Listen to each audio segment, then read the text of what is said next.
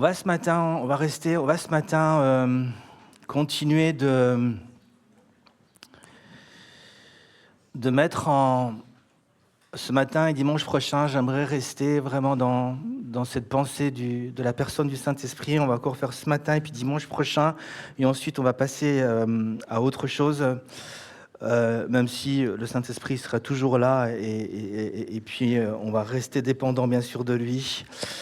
Jésus a dit, vous le savez, que Jésus a dit dans l'évangile de Jean, au chapitre 16, le verset 7, un verset que vous connaissez peut-être par cœur. Il a dit qu'il était à notre avantage.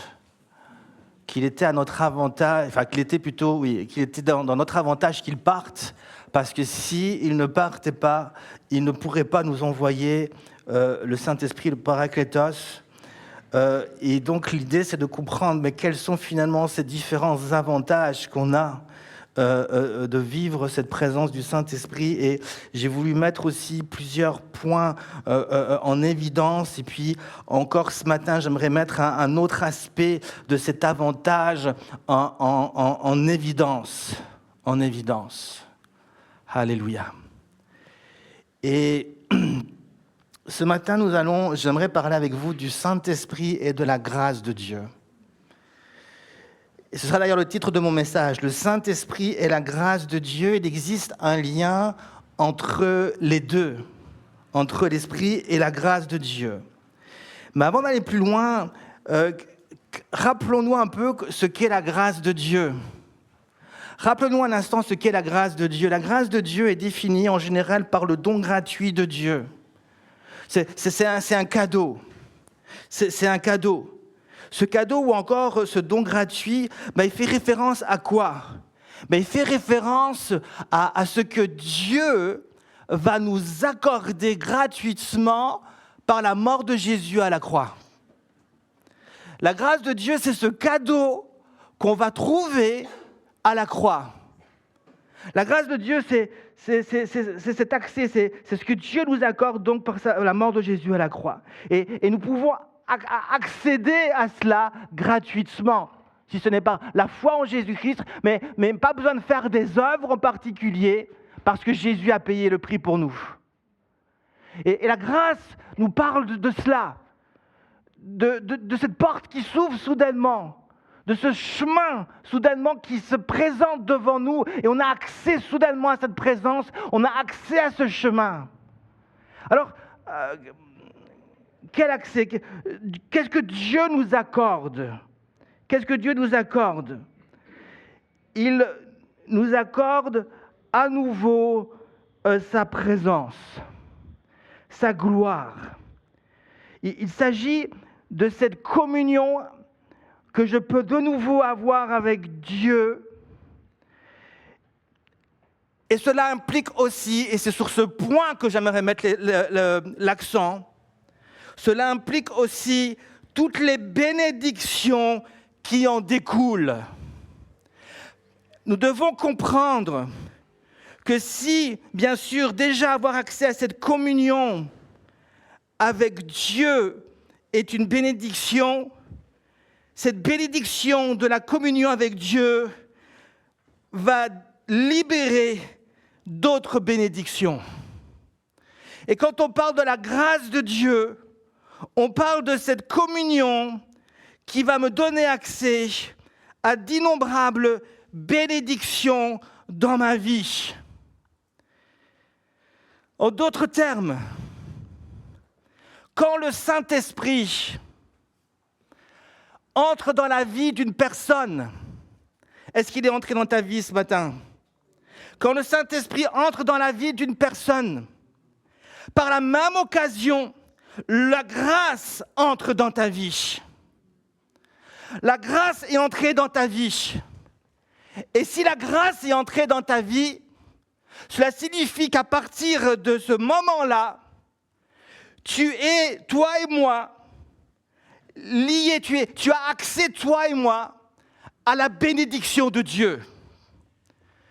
Et un enfant de Dieu va se différencier du monde en ce qu'il a accès continuellement par le Saint-Esprit à ces bénédictions de Dieu, ce qui fait de toi et de moi une personne bénie. J'aimerais vous dire que vous êtes bénis. Mais beaucoup aujourd'hui ne comprennent pas vraiment ce que signifie être béni. Beaucoup ne comprennent pas vraiment ce que signifie être béni. Je suis béni, ce n'est pas de l'arrogance, c'est ce que Dieu dit. Je suis béni, chaque jour de ma vie je suis béni. Le matin quand je me lève et la nuit lorsque je dors, je suis béni. Vous connaissez ? Voilà, je suis béni. Voilà, je suis béni. Chaque jour de ma vie, je suis béni. Est-ce que tu es béni ? Nous sommes bénis. Nous sommes, chaque jour, 24 heures sur 24, nous avons accès à cette bénédiction de Dieu par le Saint-Esprit qui est là. Cela signifie que à partir du moment où nous recevons le Saint-Esprit dans nos vies, à partir de ce moment précis, Dieu nous fait la grâce de sa présence et il nous donne l'assurance qu'à chaque instant, qu'à chaque moment, il est prêt à agir dans ma vie. Il est prêt à intervenir dans ma vie. Il est prêt à me faire progresser dans la vie. Il est prêt à faire ce que l'homme ne peut pas faire. Il est prêt à accomplir sa parole dans ma vie. Il est prêt à accomplir ses promesses dans ma vie. Je suis béni. Je suis triste aussi. Vous savez pourquoi je suis triste ? Parce que je rencontre beaucoup trop d'enfants de Dieu qui sont bénis et qui ne le savent pas. Qui sont bénis et qui n'arrivent pas à vivre cette bénédiction. Je rencontre trop d'enfants de Dieu qui sont censés être les hommes et les femmes les plus heureux du monde et qui sont malgré tout encore tristes, découragés. Je rencontre trop d'enfants de Dieu qui devraient faire une vraie différence par rapport à leur vie passée, mais continuent de vivre leur vie comme si Dieu n'était pas vraiment le Dieu tout-puissant dans leur vie. Et ça me rend triste. Ça me rend triste parce que je me dis, mais si seulement on comprenait vraiment et on savait comment pouvoir saisir cette bénédiction. Ah, les épreuves ne cesseront pas. Les difficultés continueraient de venir. Mais juste avec cette différence, c'est que dans l'épreuve, nous pouvons faire la différence. Et nous sommes différents du monde dans ce sens-là. C'est que même lorsque l'épreuve est là, nous pouvons marcher sur l'épreuve. La Bible dit que nous pouvons marcher sur la puissance des ténèbres, au-dessus. C'est ce que Jésus a voulu enseigner à Pierre lorsqu'il le laisse marcher sur l'eau. Le monde est sous l'eau, le monde se laisse est emprisonné par les choses de ce monde, mais nous pouvons marcher au-dessus. Et je suis triste de voir et de rencontrer des enfants de Dieu qui n'arrivent pas à saisir ces bénédictions dans leur vie. Vous savez pourquoi vous n'arrivez pas à saisir les bénédictions de Dieu dans vos vies ? Parce que nous ne faisons pas suffisamment attention au Saint-Esprit. Le Saint-Esprit et la grâce sont liés, sont même intimement liés. Ils sont tellement liés, vous savez à quel point ils sont liés ? Ils sont tellement liés que c'est impossible de vivre la grâce de Dieu, c'est impossible de vivre les bénédictions de Dieu, à moins que le Saint-Esprit soit là. C'est par le Saint-Esprit, c'est dans sa présence que ces bénédictions vont couler à flot. En dehors de lui, la grâce n'est pas là. Parce que quand le Saint-Esprit vient, il dévoile Jésus. C'est à cause de Jésus que les bénédictions sont là. Et le Saint-Esprit vient dévoiler Jésus, qui nous permet d'accéder à ces innombrables bénédictions qui coulent dans mon cœur. Et le problème, c'est que tu ne prêtes pas suffisamment attention au Saint-Esprit. tu prêtes facilement attention aux réseaux sociaux. C'est très facile. Et je ne suis pas en train ici de porter un jugement ou de dire c'est mal ou c'est pas mal. Je suis juste en train de faire une constatation. Et je pourrais même me mettre dedans. On prête facilement attention aux réseaux sociaux. Ça, c'est facile. Et quand tu as fini d'avoir donné ton attention dans les réseaux sociaux, ben peut-être que tu vas donner ton attention sur je ne sais pas quelle série, ou film sur Netflix, ou Amazon, Disney+, ou Amazon TV, je ne sais pas, ou TV, ou Apple TV, je ne sais pas quelle plateforme. Et quand tu as fini de faire cela, ben il a les soucis de la vie. Il a les factures, il y a le problème de la voiture, il y a telle autre chose. Et puis à chaque fois, mon attention est attirée vers autre chose. Et quand j'ai fini de donner mon attention à toutes ces choses, ben il a ma femme. Et puis il a peut-être le mari. Et puis je donne toute mon attention à ma femme. Et puis si tu as des enfants, ben il a encore des enfants. Et je donne toute mon attention encore. Il faut encore donner des attentions aux enfants. Et pendant tout ce temps, le Saint-Esprit a voulu aussi me parler, mais je n'ai pas écouté. Alors pour me donner bonne conscience, je vais sur YouTube et j'écoute des louanges. Ça y est, j'ai le Saint-Esprit, elle est bonne cette louange. Et puis on va faire et pendant ce temps-là, on va faire autre chose, c'est le seul moment où on écoute le Saint-Esprit. On écoute des louanges sur YouTube et on se dit, ça y est, j'ai écouté le Saint-Esprit, mais je ne sais pas ce qu'il m'a dit. Je ne sais pas ce qu'il m'a dit, mais je l'ai écouté. Ce sont les chrétiens de YouTube aujourd'hui, il y a beaucoup ça. C'est pas ça, chercher le Saint-Esprit. C'est pas ça, se réfugier dans sa présence. Si tu veux se réfugier dans ta présence, tu vas falloir vraiment que tu fermes la porte derrière toi et t'as le chercher et apprendre à rester centré sur lui et à écouter ce qu'il veut te dire. Aujourd'hui, de nombreuses bénédictions veulent couler dans ta vie. De nombreuses bénédictions veulent venir dans ta vie, mais le Saint-Esprit souvent n'arrive pas. Parce que souvent, nous n'arrivons pas à lui donner toute l'attention. Nous ne savons pas comment écouter, ou il y a différentes raisons, mais ce que je cherche à vous dire ce matin est que Dieu veut répandre sa grâce sur vous. Mais le seul moyen de vivre la grâce de Dieu et d'être au bénéfice des grâces et des bénédictions de Dieu, c'est en te réfugiant dans la présence du Saint-Esprit. Et en investissant dans ta communion avec Jésus et de la parole de Dieu. En faisant cela, tu vas découvrir un Dieu qui sera toujours là pour pourvoir à tes besoins et te conduire sur le chemin de sa volonté. Donc quel est le titre de mon message ce matin? Je n'ai pas de PowerPoint, c'est le Saint-Esprit et la grâce de Dieu. Et je vous invite à lire avec moi dans un passage que nous avons médité dimanche dernier, mais je vais insister sur un autre point dans ce passage. C'est dans le livre des Nombres, on reste dans le livre des Nombres au chapitre 11, et on va lire le verset 31 et le verset 32. Nombre 11, le verset 31 et 32.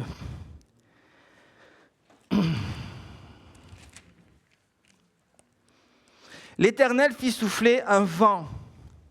Je répète, l'Éternel fit souffler un vent qui de la mer amena des cailles et les rabattit sur le camp, jusqu'à environ une journée de chemin d'un côté et environ une journée de chemin de l'autre côté autour du camp. Il y en avait environ 2 coudées, c'est-à-dire plus ou moins 1 mètre, au-dessus de la surface de la terre. Pendant tout ce jour et toute la nuit, pendant toute la journée du lendemain, le peuple se leva et ramassa les cailles. On a ramassé au moins 10 omers, c'est-à-dire plus ou moins 7 à 9 cailles. Et on ramassa au moins 10 omers et ils les étendirent autour du camp.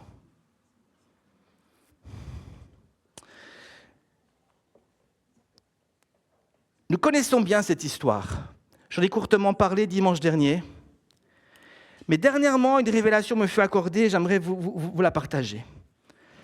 D'après les Écritures, et plus exactement, et c'est le verset qu'on a médité dimanche dernier, le verset 4 du chapitre 11, nous apprenons au verset 4 du chapitre 11 que le peuple était pris de convoitise. Le peuple, soudainement, va avoir des désirs qui n'étaient pas les désirs de Dieu. À force de manger cette manne, elle va bien sûr, à un moment donné, en avoir marre. On a vu ça la dernière fois. Et elle n'en veut plus. Elle n'en veut plus, elle va commencer donc à pleurer. Elle va commencer à pleurer. Mais ce sont des pleurs charnels, des pleurs, il faut le dire ici les choses comme ils sont. Le peuple ici est comme des enfants gâtés, pourris gâtés. Hein, c'est comme des petits enfants qui mangent des spaghettis tous les mercredis. À un bon moment, ils disent « J'en veux plus de spaghettis, je veux des bonbons. » C'est la même chose. J'en ai marre de cette manne, on veut autre chose. Et bien, eux, ils veulent de la viande. Ils veulent de la viande. Et il est dit au verset 4, « Et même les Israélites recommencèrent à pleurer et dire, « Qui nous donnera de la viande à manger ?» Ensuite, versets 5 et 6, nous nous souvenons des poissons que nous mangeons gratuitement. C'était la grâce en Égypte.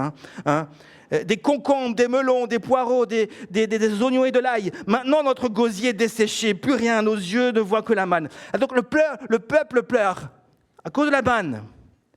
Et Moïse va entendre les pleurs du peuple. Le peuple était tellement nombreux, il faut que vous puissiez imaginer, ici on parle de presque plus ou moins 2 millions de personnes qui sont, et je ne pense pas que c'était tout le monde qui pleurait, mais même si on se dit qu'il y avait 1 million qui pleurait, ça faisait du bruit. Ils pleurent. Et leur pleur est dirigé vers Moïse. Parce que leur pleur, il y a un message qu'ils veulent transmettre à Moïse. C'est toi le leader, je veux que tu entendes. Moïse, donne-nous de la viande. Donne-nous de la viande. C'est toi le leader. On était en Égypte, on mangeait des concombres et plein de choses. Maintenant, toi qui nous as sortis, donne-nous de la viande. Et Moïse donc va être soudainement confronté à un énorme problème, un gros défi. Est-ce que tu as déjà rencontré ce genre de défi ? S'il y a un homme dans toute l'histoire qui sait ce que c'était avoir des problèmes, c'était Moïse. Moïse est un homme qui a vécu des miracles, mais s'il y a un homme qui savait ce que c'était les problèmes, c'est Moïse. Et il va être sous pression. 2 millions. On pleure de la viande. Imaginez, juste quand c'est 100 personnes, mais 2 millions. Et donc, la question est, que pouvait-il faire ? Absolument rien. Et suffit naturellement sa conclusion. Il va donc se réfugier dans la présence de Dieu. Et au verset 13, il va dire à Dieu, « Où prendrai-je de la viande pour en donner à tout ce peuple ? Car il pleure auprès de moi en disant, donne-nous de la viande à manger. » Et Moïse donc est sous pression. Comment va-t-il résoudre ce problème ? Il sait qu'il a la responsabilité, il sait qu'il est le leader. Il dit, je dois régler ce problème, mais comment vais-je faire ? Mettez-vous à sa place. Et il va de soi que donc Moïse, bien sûr, sait qu'il ne peut rien faire par lui-même. Mais cela va l'obliger à se réfugier dans la présence de Dieu et à intercéder. Il va intercéder. Et vous devez comprendre que Moïse, à ce stade, avait l'habitude de ce genre de situation et il avait adopté ce réflexe dès qu'il était dans une impasse de se réfugier dans la présence de Dieu. Ce n'était pas la première fois. La première fois, c'est lorsqu'il a été voir Pharaon. Il croyait qu'en allant voir Pharaon, que tout allait se régler d'office, mais il a été voir Pharaon et les choses se sont empirées. Et là, il a compris qu'il avait vraiment besoin de la présence de Dieu. Et les choses vont s'enchaîner avec le peuple, et il avait l'habitude. Il avait l'habitude, et il savait que c'est dans la présence de Dieu que les problèmes se résolvaient. C'est la présence de Dieu que les situations changeaient. C'est dans la présence de Dieu que les portes fermées s'ouvraient. C'est dans la présence de Dieu que Dieu agissait.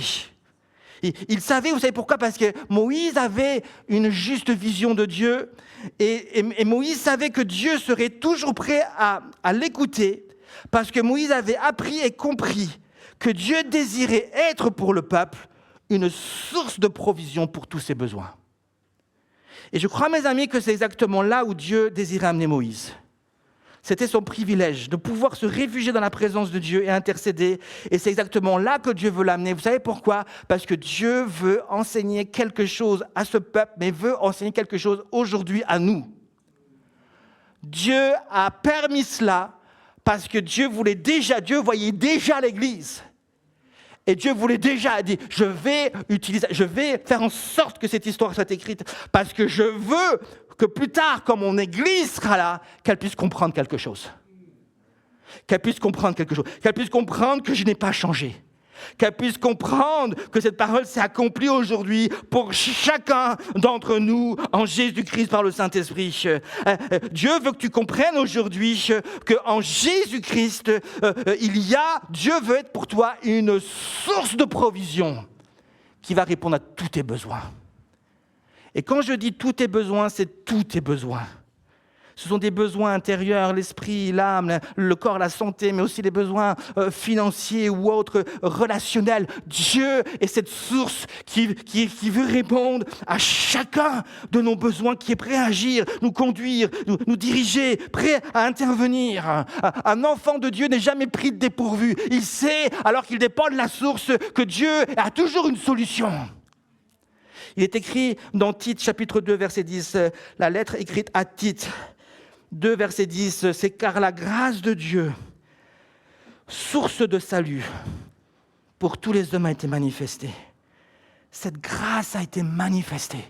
Cette grâce, elle est là, et elle est comme une source.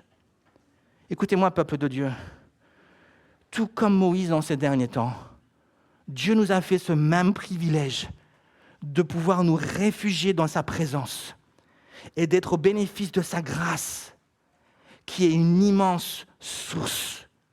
Le cadeau de Dieu à la croix est de dépendre totalement de Dieu pour tous nos besoins, quelle que soit la situation. Pourquoi devons-nous dépendre de cette source et seulement de cette source ? Parce que quand tu dépends de cette source, tu ne dépends plus de tes désirs charnels.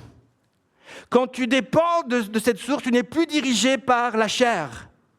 Quand tu dépends de Dieu, tu ne dépends plus de l'argent. Tu ne dépends plus de ce que tu as mangé demain, des vêtements dont tu as besoin, du matériel dont tu as besoin, des voyages que tu veux faire. Quand tu dépends de la source qui est Dieu, tu sais que Dieu a déjà pourvu à tout.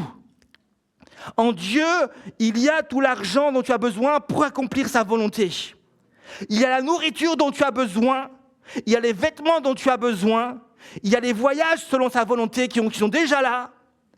Galates chapitre 5, verset 16 nous dit « Marchez selon l'esprit et vous n'accomplirez plus les désirs de la chair. » Et Dieu veut qu'on puisse arriver à ce stade où on dépend complètement de lui pour que nous n'ayons plus à dépendre du reste.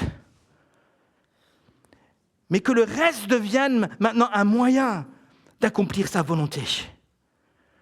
Quand tu ne dépends plus de la chair, tu deviens libre d'obéir à la parole de Dieu et d'accomplir la volonté de Dieu. Voilà pourquoi certaines personnes n'arrivent pas à être libres de servir Dieu, ont du mal à rentrer dans les choses de Dieu, parce qu'ils ne dépendent pas complètement de Dieu. Quand tu ne dépends plus de la chair, Dieu prend soudainement beaucoup de place en toi. Il envahit tes pensées et ton cœur, et ton seul désir à ce moment-là est d'accomplir les désirs de Dieu. Le psaume 37, verset 4 dit « Fais de l'Éternel tes délices, et il te donnera ce que ton cœur désire. » Je le redis autrement, bois en tout temps à la source de Dieu, et sa source en toi jaillira de toi, sa volonté s'accomplira dans ta vie. C'est de cette manière-là que Dieu veut libérer sa grâce et ses bénédictions en nous et au travers de nous. Mais la vérité est que nous ne croyons pas vraiment. Quand nous sommes dans l'église et que tout va bien, on dit oui, amen. Mais quand nous sommes dans l'épreuve ou quand nous sommes dans l'abondance, est-ce que Dieu est encore notre source ? L'Esprit est là pour nous enrichir de la grâce et des bénédictions de Dieu. Mais la chair va nous appauvrir. Elle nous vole ce que Dieu nous donne. La chair est une source empoisonnée. Elle nous ment et elle nous trompe. Elle nous emprisonne dans des désirs qui finissent par nous éteindre spirituellement. On finit par être dirigé, ça nous éteint. On s'appuie sur ce qu'on a, on s'appuie sur les choses de ce monde et ça nous éteint spirituellement. Le peuple de Dieu était rempli de convoitises. En d'autres termes, des sources jaillissaient dans son cœur, mais ce n'était pas la grâce. C'était des désirs, c'était des sources qui éteignaient le feu de l'esprit en eux. Et le peuple va finir par se noyer par ces sources. La malédiction va tomber, c'est ce qui se passe. lorsque tu restes dans des désirs de la chair, ces désirs finissent par te tuer à l'intérieur. Le verset 33 dit, « Comme la chair est encore entre leurs dents, quand ils sont en train de manger les cailles, je ne sais même pas s'ils ont pris le temps de les cuire, sans être mâchés, la colère de l'Éternel s'enflamma contre le peuple et l'Éternel frappa le peuple d'une très grande plaie. » Mes amis, ne laisse pas les désirs de la chair jaillir en toi comme une source. Ne bois pas cette source. Cela va éteindre l'action du Saint-Esprit en toi. Tu as été sauvé par grâce afin de vivre de la grâce. Ça veut dire que tout ce que Dieu nous donne poursuit un seul but, c'est de suivre et accomplir sa volonté. Où va ton énergie ? Est-il en train d'accomplir la volonté de Dieu ? Que fais-tu de ton temps ? Le temps est ce que tu as de plus précieux. Que fais-tu de l'argent que Dieu te donne ? L'argent n'est pas ta source. Il est un instrument pour accomplir la volonté de Dieu. Alors, revenons à notre histoire. D'après le chapitre 11 du livre des Nombres, Dieu va donc agir en faveur de Moïse. Dieu va lui faire grâce car Moïse a choisi de boire à la source. Et Dieu n'agit jamais en fonction du besoin ou du défi. Écoutez-moi, Dieu n'agit jamais en fonction du besoin ou du défi. Dieu va toujours agir en fonction de notre foi et notre amour envers lui. On pourrait se dire que le défi ici était trop grand pour Dieu, mais il n'a rien de trop grand pour Dieu. Et quand un défi arrive, quand un problème arrive, nous avons peur, nous sommes inquiets, mais le défi et le problème n'inquiètent jamais Dieu. Dieu n'est pas inquiété par tes problèmes. Dieu n'est pas inquiété par tes soucis. Dieu est inquiété par une seule chose. Et c'est la question que tu dois te poser ce matin. Que vas-tu faire ? Que vas-tu faire ? C'est ce qui intéresse Dieu ici. Ce problème vient. 2 millions à nourrir. Le défi est immense. Mais Dieu n'est pas inquiété par ce défi. Il veut juste savoir une chose. À ce moment précis, les projecteurs sont sur Moïse. Et il veut juste savoir une chose. Que va faire Moïse ? Que va faire Moïse ? Et c'est important ce que je dis ici. C'est important ce que je dis ici. Voilà pourquoi Dieu agit avec certains et n'agit pas avec d'autres. Que va faire Moïse ? Voilà pourquoi Dieu agit avec certains et n'agit pas avec d'autres. Voilà pourquoi certains progressent et d'autres pas. Tout dépend de la réponse que tu donnes à cette question. Que vas-tu faire ? Quand l'épreuve vient, quand le défi vient, que vas-tu faire ? Je ne suis pas inquiété par le défi, je ne suis pas inquiété par tes peurs, je ne suis pas inquiété par tes problèmes, je ne suis pas inquiété par tes déficits financiers ou je ne sais pas quoi. Moi, ce que je veux savoir, c'est que vas-tu faire dans ce moment précis ? Que vas-tu faire en ce moment précis ? Et Moïse va se réfugier dans la gloire de Dieu. Il ne va pas se réfugier auprès des hommes, il ne va pas se réfugier auprès de son mari ou de ça, il faut le faire. Il va se réfugier dans la présence de Dieu. Si tu veux bien diriger les hommes, si tu veux bien diriger la famille, laisse-toi diriger par Dieu.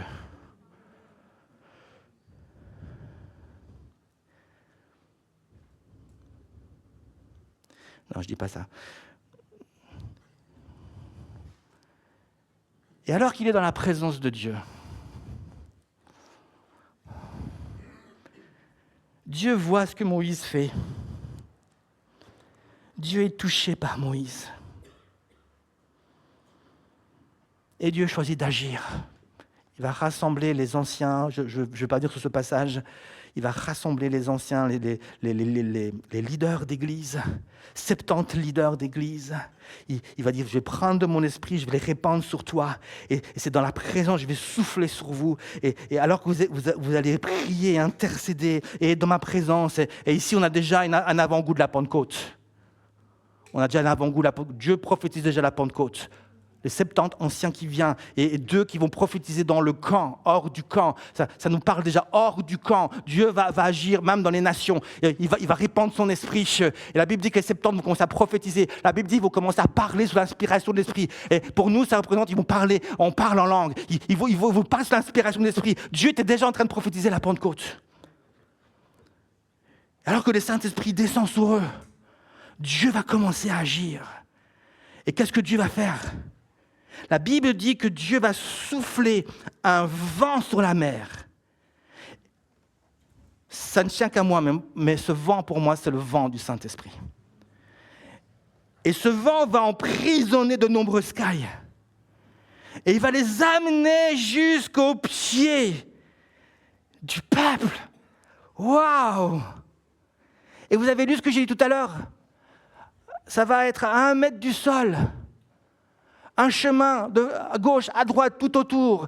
C'est-à-dire sur 40 à 60 km de rayon. Des cailles partout. Il est dit celui qui en avait le moins, c'est celui qui en avait 7 ou 8. Sur 2 millions. Des cailles partout. C'est l'abondance de la grâce. L'abondance de Dieu. Dieu qui agit avec puissance. Mes amis, la grâce de Dieu est en train de couler à flot au milieu du peuple. Voilà le genre de choses qui se passent lorsque tu fais confiance en Dieu. Lorsque tu es prêt à croire que Dieu est encore un Dieu de grâce, un Dieu de miracles. Aujourd'hui, le monde a besoin de voir ce Dieu-là. Un Dieu de grâce, un Dieu de miracles, un Dieu qui prend soin de son peuple. Mais nous sommes trop influencés par ce qui se passe. Encore aujourd'hui, nous voulons imiter le monde. Mais laissons Dieu se manifester dans nos vies. Quand vous choisissez en tout temps de vous réfugier dans la présence de Dieu et de boire chaque jour, chaque heure, chaque minute, à chaque instant, Dieu prendra soin de vous. Il est prêt à ce moment-là à souffler un vent puissant. Quand tu es dans la présence de Dieu, à un moment donné, Dieu est prêt à souffler un Dieu puissant et lui-même, il va agir pour toi. Tu as besoin de quelque chose. Seigneur, j'ai un besoin. Alors que je me réfugie, le vent de l'Esprit commence à souffler et il va te ramener ce dont tu as besoin. J'aimerais vous parler à vous, les jeunes. On le dit et on le redit. Ne cherche pas à te mettre en couple par la chair. Le mariage est un don de Dieu, ça peut être une bonne chose, mais le mariage ne doit pas être convoité comme une chose de la chair. Fais confiance à Dieu. Et Dieu lui-même, par son esprit, va souffler et à un moment donné, te ramènera à celui qui te convient. Et te conduira vers celui qui te convient ou celle qui te convient. Ne cours pas après l'argent. Laisse le Saint-Esprit souffler et pourvoir à tes besoins, te conduire dans les endroits clés, ouvrir lui-même les portes, il va souffler. Ne cherche pas à avoir ce que le monde a. Laisse le Saint-Esprit souffler et te donner ce dont tu as besoin. Et il te donnera même au-delà de tout ce que tu peux penser ou imaginer. Et là, on se rend compte que notre problème souvent, c'est notre manque de foi. Ou parfois, on se dit, ah oui, mais si je laisse Dieu faire, je n'aurai pas aussi bien que l'autre. Si je laisse Dieu faire, je risque de rouler avec une Renault et pas avec une BMW. C'est mon cas, mais c'est pas grave. Et puis, il n'y a pas de problème si vous roulez avec une BMW, bien sûr. Et si tu veux me la prêter, je suis d'accord. Mais vous comprenez mon point. Alors que je fais confiance à Dieu, Dieu va prendre soin de moi. D'une manière ou d'une autre, il va agir.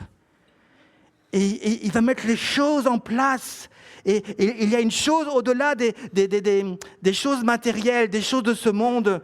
Il y a une chose qui va me donner, qui est précieux plus que toute autre chose, c'est la paix qu'il va me donner. C'est la joie du Saint-Esprit. C'est la joie de pouvoir être avec lui. Et quand tu as cette joie-là, même si tu as peu, tu es heureux. Quand tu as cette joie-là, que tout va bien, quand tu as cette joie que tes relations vont bien, tu es heureux.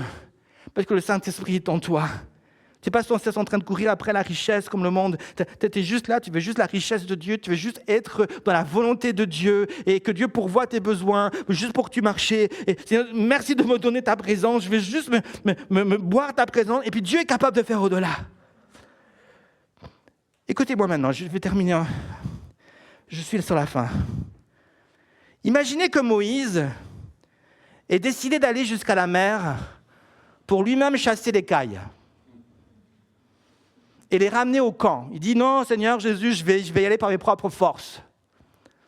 Et là, il décide d'aller à la mer, il prend sa fronde, je ne sais pas quoi, il prend son arc, et il arrive à tuer quelques cailles. Il les prend, il les ramène. Ah non, ce n'est pas suffisant. Il va retourner, et il repart, et il va refaire. Combien d'allers-retours Moïse devrait faire? Est-ce que c'est une solution? Non, ce n'est pas une solution. Ce n'est pas une solution. La réponse, c'est qu'il devrait faire beaucoup trop d'allers-retours. Il se serait épuisé à la tâche sans jamais pouvoir répondre aux besoins du peuple. Et c'est malheureusement ce qui se passe avec beaucoup d'entre nous. Ce matin, tu es épuisé, madame. Madame, écoute-moi, tu es épuisée. Tu es épuisée parce que tu fais beaucoup trop d'allers-retours. Tu es épuisé parce que tu vas trop par tes propres forces. Monsieur, tu es épuisé. Tu es fatigué. Parce que tu t'appuies trop sur tes propres forces. Laisse Dieu faire. Appuie-toi sur Dieu. Demande à Dieu de te renouveler dans ses forces et laisse-le te conduire. Si tu laisses le Saint-Esprit faire, il va faire pour toi en quelques heures ce que toi, tu ne seras même pas capable de faire pendant toute une vie. Il aurait fallu une vie entière à Moïse pour aller chercher ses cailles. Mais le vent du Saint-Esprit a tout ramené d'un coup. Quand le vent souffle, les choses deviennent plus faciles. Tu cherches à ouvrir des portes par tes propres forces. Tu ne crois pas que Dieu soit capable de souffler pour répondre à tous tes besoins et même au-delà. Voici ce que Jacques 4, verset 3 nous dit. Vous demandez, vous ne recevez pas parce que vous demandez mal dans le but de satisfaire vos passions. Est-ce que le peuple a manqué de cailles? La réponse est non. Il a reçu au-delà de ses besoins. Dieu a donné en abondance. Comment cela est devenu possible? Parce que Moïse s'est réfugié dans la présence de Dieu.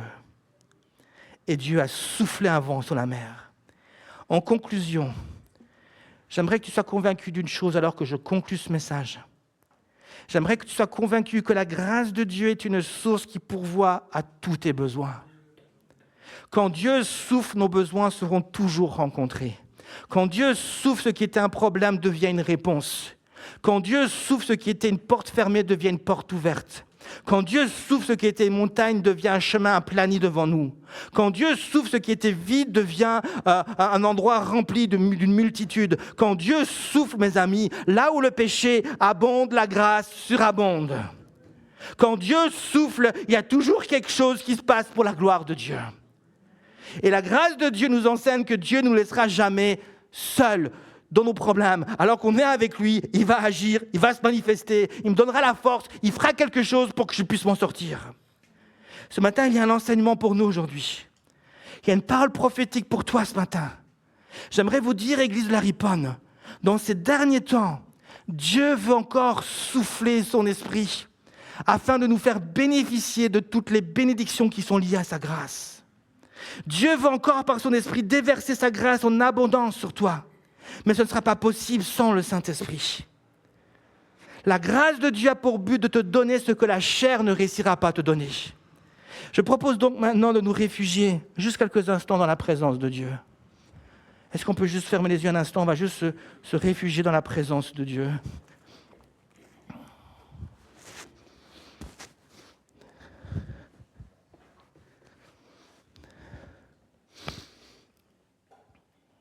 Seigneur Jésus, Père éternel, nous voulons nous réfugier dans ta présence. Et je ne vais pas faire d'appel devant, mais je voudrais amener plusieurs choses ce matin. La première chose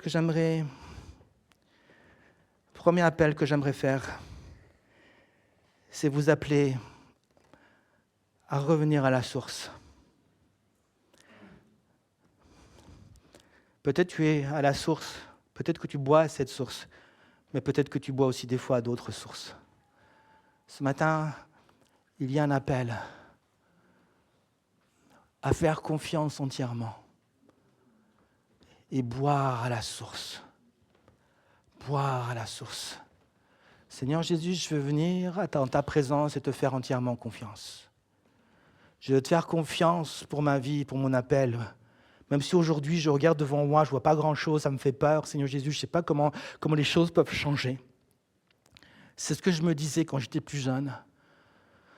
Dieu a déposé un appel sur ma vie. Je disais, Seigneur, je ne comprends pas, Seigneur, comment tu vas faire. Je regardais, mais je ne comprenais pas. Mais Dieu, lui, il savait. Dieu, lui, il savait.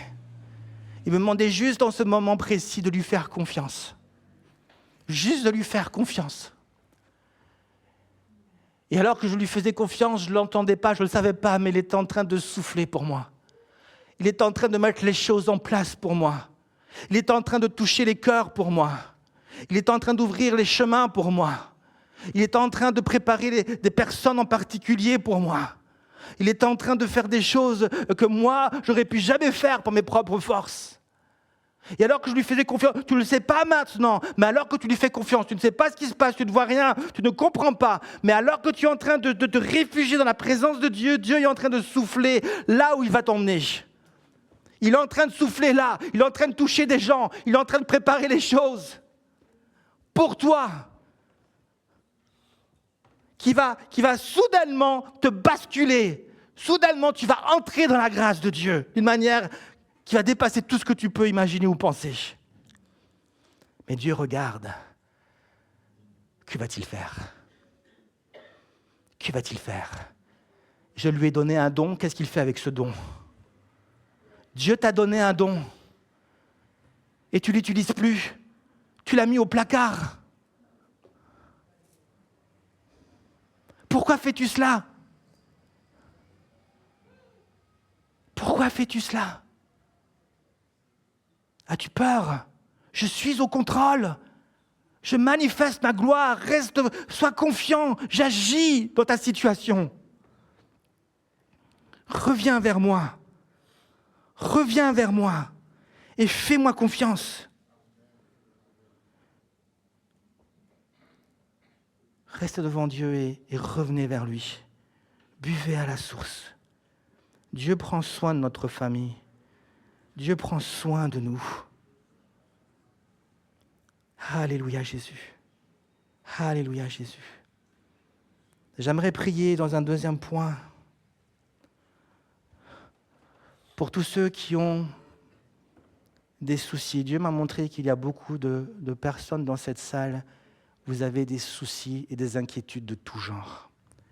Vous êtes inquiets, vous êtes soucieux. Vous êtes soucieux, vous êtes inquiets. Le Seigneur aimerait te donner sa paix, mais te dit, viens te réfugier dans ma présence. Viens te réfugier dans ma présence. Ne sois pas inquiet. Ne sois pas inquiet. Ne laisse pas la peur, ne laisse pas la crainte prendre le dessus sur toi. J'ai dit une parole, appuie-toi sur elle, fais confiance. Fais confiance. Seigneur Jésus, je prie pour tous ceux qui sont inquiets. Est-ce qu'il y a des gens ici qui ont besoin de cette paix, qui ont besoin vraiment de dire, Seigneur Jésus, c'est vrai, je reconnais qu'il y a des inquiétudes dans ma vie, je reconnais qu'il y a des soucis dans ma vie, Père éternel, mais je ne veux pas me laisser envahir par ça. Est-ce qu'il y a des personnes ici qui se sentent inquiets, qui ont besoin de la paix de Dieu? J'aimerais prier. Alléluia Jésus, oui. Est-ce qu'il y a quelqu'un, si vous pouvez juste lever la main alors qu'on a les yeux fermés. Est-ce qu'il y a quelqu'un, oui. Alléluia, oui. Merci, merci. Plusieurs mains, vous pouvez lever les mains, baisser les mains, pardon. Seigneur Jésus, je prie pour tous ceux qui lèvent la main et qui reconnaissent encore ce matin qu'ils ont des soucis, qu'ils ont des inquiétudes liées peut-être à leur professionnellement ou famille, relationnellement, financier, je ne sais pas ce que c'est. Mais Seigneur Jésus, toi, tu sais, je prie vraiment maintenant, alors que tu te confies en Dieu. Et je te rappelle que Dieu ne s'inquiète pas de ta situation. Jésus n'est pas inquiet de ce que tu vis. Il est inquiet de ce que tu vas faire ou pas faire. Retiens cette phrase. Lui, ce qui l'inquiète, c'est que tu sois au bon moment, au bon endroit. Au bon endroit, au bon moment, dans sa présence, quand l'épreuve vient.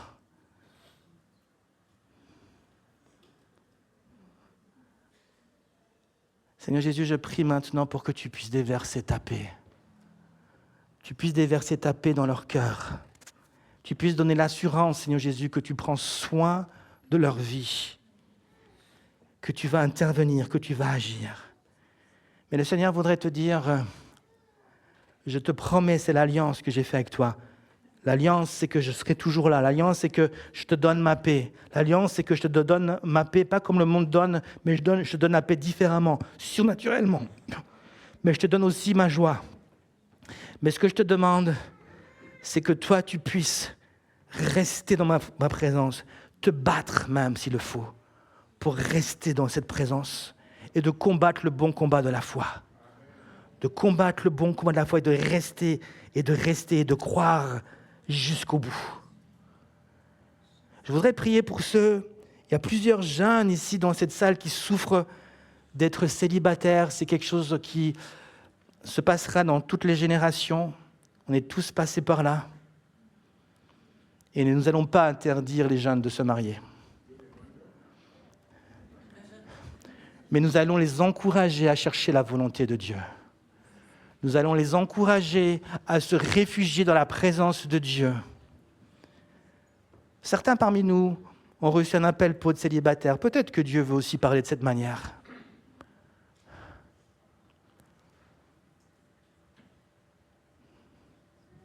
Mais moi, j'aimerais dire, ne sois pas célibataire si Dieu ne veut pas que tu le sois, ou si tu crois ne pas pouvoir le supporter. Mais ne te marie pas non plus, juste pour te marier. Parce que dans les deux cas, tu auras des inquiétudes qui vont te submerger, qui seront trop difficiles à supporter. Alors réfugie-toi dans la présence de Dieu et laisse Dieu conduire toutes choses.